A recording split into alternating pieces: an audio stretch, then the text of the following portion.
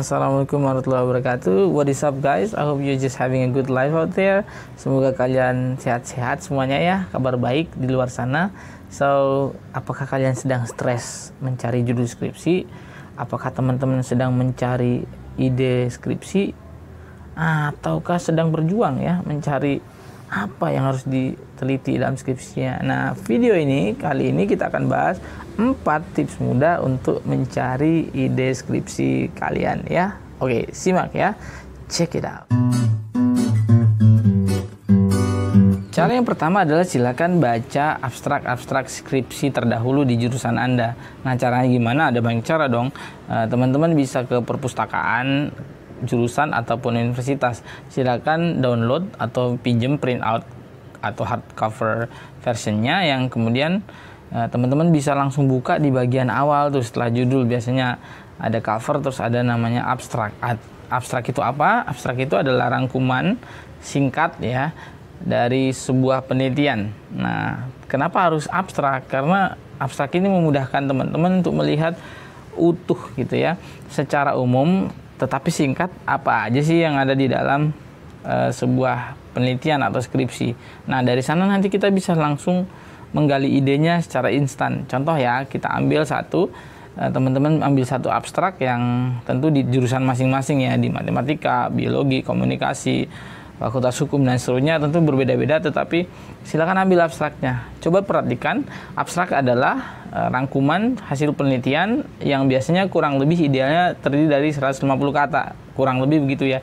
Jadi tidak sampai 2 lembar biasanya, sehingga mudah. Isinya apa? Ada metode, judul, topik penelitian, fokus tadi, metode, data, kemudian sampai ke finding atau temuannya. Nah, dari sana kita akan bisa menemukan ide untuk skripsi yang baru, yaitu yang ingin teman-teman kerjakan.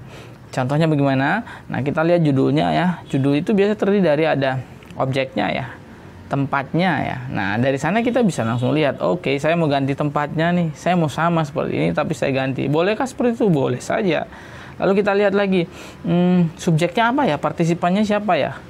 Oh, mungkin pesertanya atau subjek penelitiannya adalah, partisipannya adalah mahasiswa UMS, pendidikan bahasa Inggris misalnya. Nah, saya mau ganti bukan di pendidikan bahasa Inggris, misalnya di pendidikan jurusan matematika ya, FKIP jurusan matematika begitu. Sehingga intinya bagian abstrak ini kita bisa lihat, kita bisa menerawang gitu ya, menerawang.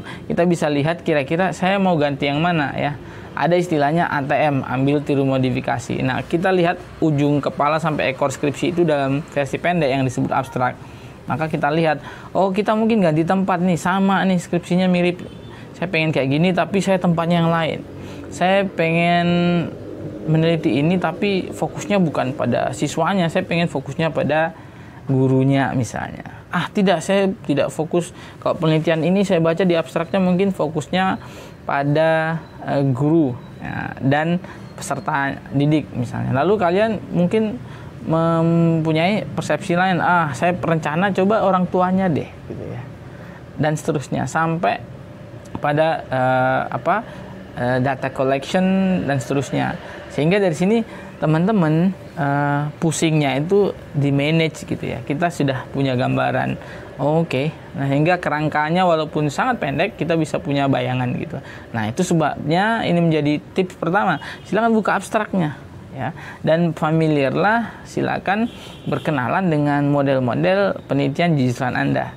Dari sana silakan merenung. Nah, ini merenung yang berkualitas di sana ya, mencari wangsit secara teknis yang clinical dan prosedural dan yang pasti efektif ya begitu. Cari abstrak, lihat.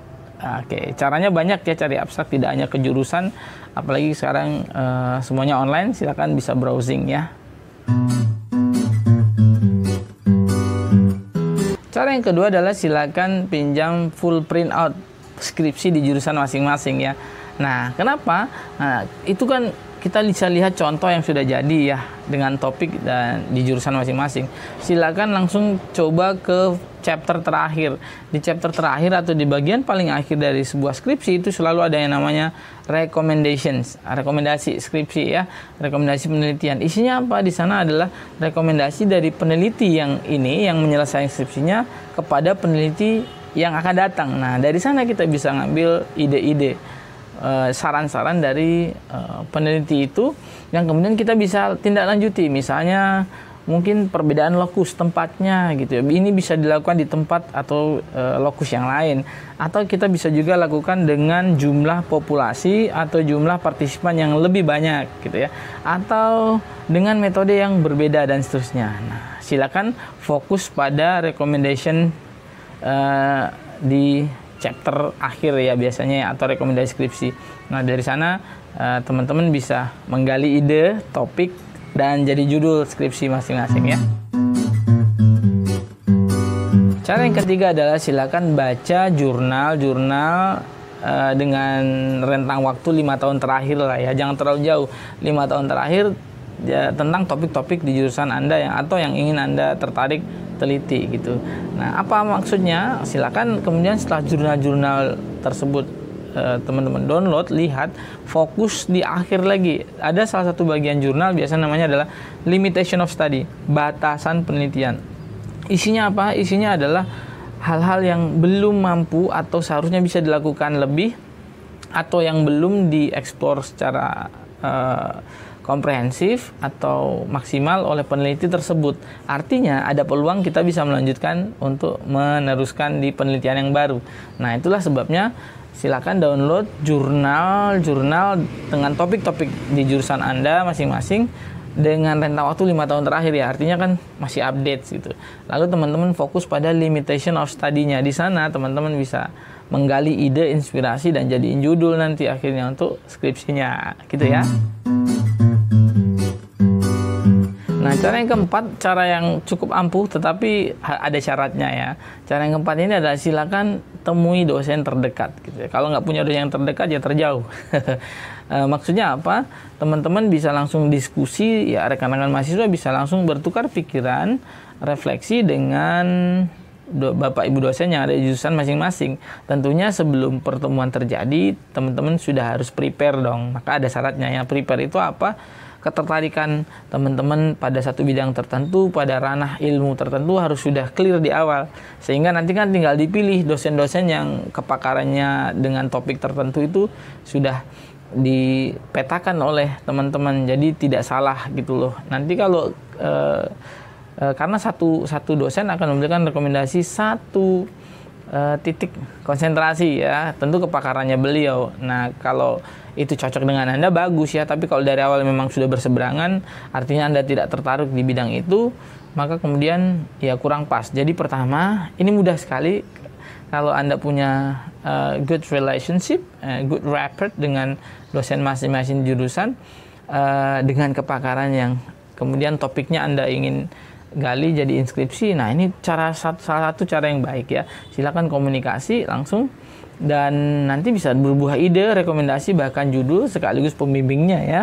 Mungkin disanggupin sekalian, neliti ini aja gitu ya. Karena biasanya dosen-dosen itu sudah punya list of title research gitu. Topik-topik penelitian sudah ada daftarnya ya, yang kemudian nanti akan diteliti atau sedang diteliti atau belum diteliti. Nah, sehingga ketika teman-teman datang, rekan-rekan mahasiswa datang ke dosen tersebut, tentu ada peluang untuk ditawarkan gitu ya. Nah, sekaligus bisa tanya jawab, fokusnya bagaimana kalau pembimbingnya sekalian beliau gitu. Nah, paket komplit kan. Maka ini cara yang paling mudah ya. Tetapi kemudian harus ada satu syaratnya tadi, teman-teman harus sudah punya peta ya. Contohnya misalnya kalau di jurusan bahasa Inggris ada yang namanya teaching, literature, dan linguistik. Ada 3 major yang kemudian harus tidak boleh tiga-tiganya ya. Kalau kita menulis skripsi ya harus salah satunya, konsentrasi yang mana. Maka setiap dosen punya kecenderungan untuk tentu bisa semuanya, tetapi ada konsentrasi, fokus ya, expertise, kepakaran masing-masing. Nah, silakan teman-teman disesuaikan di sana. Kalau dosennya udah cocok secara personal, maka kemudian ini is a window, is an open window for you.